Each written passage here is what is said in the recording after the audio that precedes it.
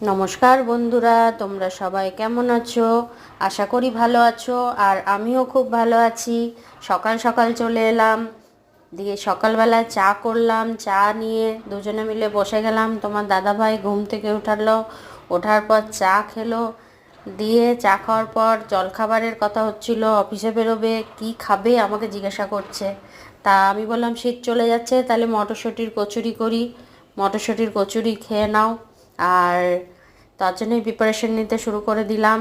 দিয়ে মটরশুঁটির কচুরিটা বেলে তেলে ছেড়ে তারপরে তোমার দাদাভাই বললো প্রেশার কুকারে আলুর তরকারি খেতে খুব ভালোবাসি। তা ও খুব ভালোই বাসে ওটা খেতে।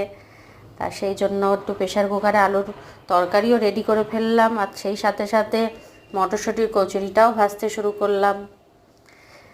দিয়ে দেখো, মটরশুঁটির কচুরিটা আমি পুর ভরে করি না, আমি এমনি তেলে ভেজে করি। দেখো, এমনি মটরশুঁটি মানে পুর ভরে করলে আমার কাছে একটু বেলতে অসুবিধা হয়। আমি একেবারে মটরশুঁটিটাকে ময়দা দিয়ে মেখেই করে নিই, তাহলে আমার একটু সুবিধা হয়। তোমার দাদাভাই তাতে কোনো প্রবলেম নেই। তো দেখো, আমার লুচি ভাজাটা প্রায় হয়ে গেছে, কচুরিটা আর প্রেশার কুকারে দেখো আলুর তরকারিটাও রেডি। তো দেখো কেমন হয়েছে আলুর তরকারিটা। একটু ভালো করে নেড়ে এবার ওটাকে একটু ঘেঁটে দিচ্ছি, যাতে মাখা মাখা হলে খেতে ভালোই লাগে।